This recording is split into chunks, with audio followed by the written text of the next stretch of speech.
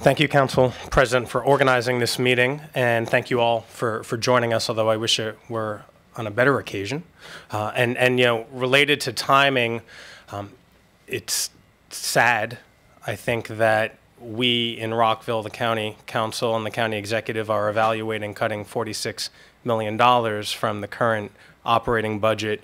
At the same time, today we're talking about $7.2 million that was stolen from the county over a series of years. As a former journalist and a former executive director of a nonprofit, as I was reading the IG report, I just kept writing transparency, exclamation point, and wow, because it's screaming for oversight, and it is lacking, and that's the focus of today's conversation.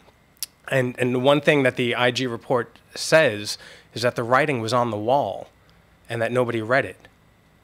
And I have a series of questions, and I'll limit them because I know my colleagues have other questions they want to ask. So my first question, and I hope you're able to answer them. My first question is about the timeline that's presented in the IG report. In April of 2017, the County Attorney's Office received a summons from the IRS requesting records related to Mr. Bang's work.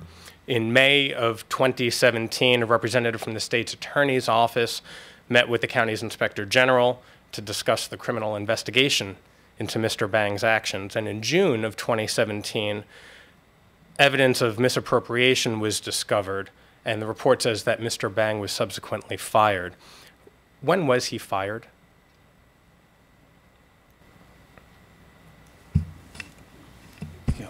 I believe he was terminated on June 12, 2017. So he was terminated on June 12th, 2017, which is essentially what, without stating that date, that's what the report says. So my question is, why did the general public, me included, only read and learn about the egregious activity on November 16th of 2018, almost a year and a half after the fact?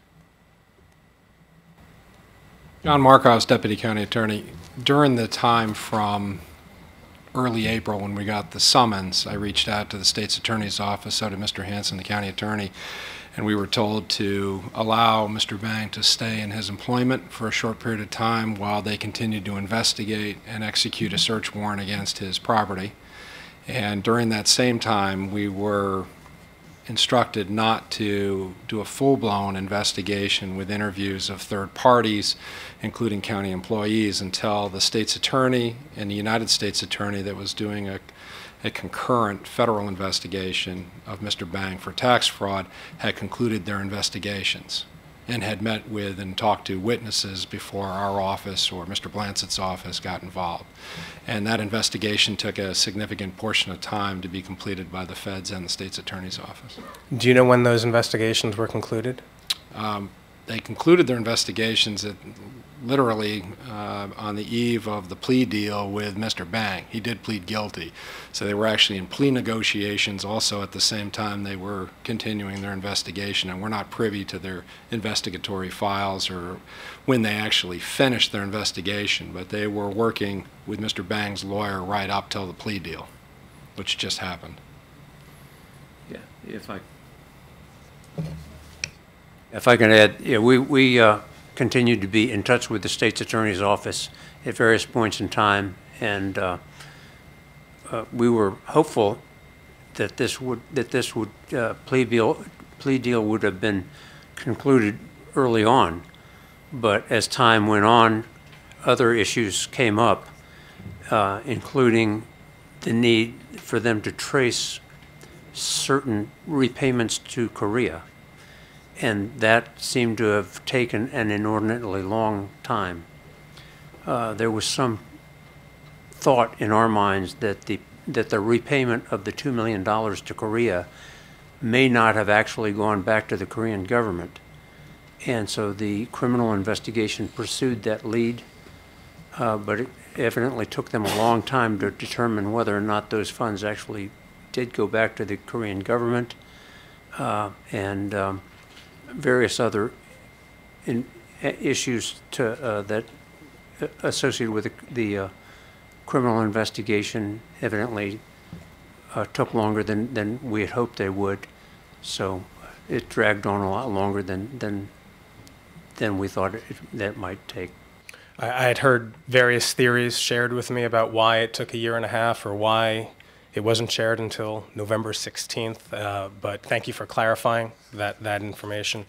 My second question is about hidden pots of money that are explained in the IG report. It states that the special reserve account, and to quote it, circumvented management controls established by the county government, avoided transparency and oversight, and that this was possible through a 1998 grant agreement and 1998 trust indenture that establishes off-book accounts. So my series of questions related to that is, how many off-book accounts does the county currently have?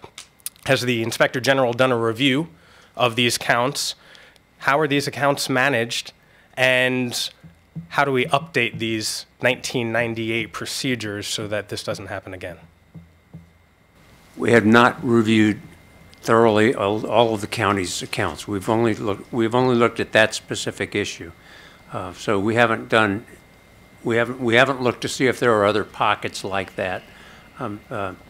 Is there a possibility that some might exist? It's certainly a possibility that other agreements like that could exist, but we think this would be an anomaly at this particular time.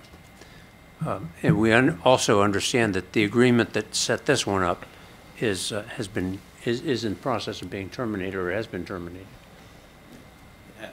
It has been. Mr. Blansick, yeah, for some reason the microphones are not working very well, so you have to turn them off for somebody to turn theirs on. So I guess to our knowledge, based on all the reviews that have taken place so far, it appears that this Medco arrangement is a unique circumstance. So we haven't come across any other kind of similar situation. We have been, over the course of the past year and a half, restructuring our relationship with Medco and the incubators. They are no longer our agent with respect to managing the 3 county incubators at Rockville, Germantown, and Silver Spring. That relationship terminated at the end of December. So we've restructured our relationship with them. We've taken over the debt that was outstanding with respect to 2 of the incubators, so now the county holds that directly and is not using Medco as a conduit.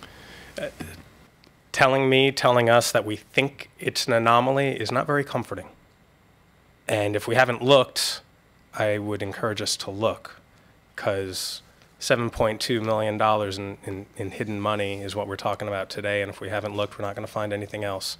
Wishing and praying isn't going to unearth it either. My final question is about the evaluation process, which was briefly alluded to. The report states that there was financial mismanagement due to problems collecting timely rent payments from the licensees of the incubator programs, and that Mr. Bang had direct management over that operation.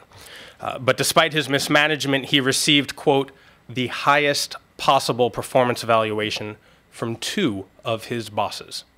So during Mr. Bang's tenure with the county, was there ever performance evaluation stating concerns or questioning his ability with maybe any negative comments? Has anyone looked at past performance during his tenure?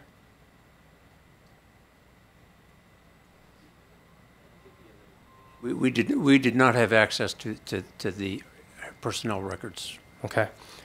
Again, that doesn't make me feel confident in the county's evaluation process.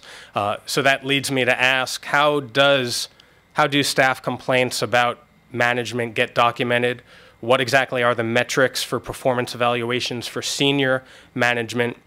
And quite frankly, where is the accountability when staff members receive good performance for what we know is a lousy job, an illegal job?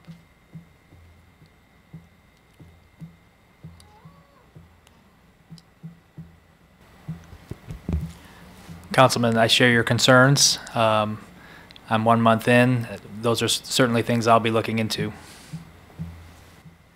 I'll let my colleagues ask the questions I know they have. Thank you.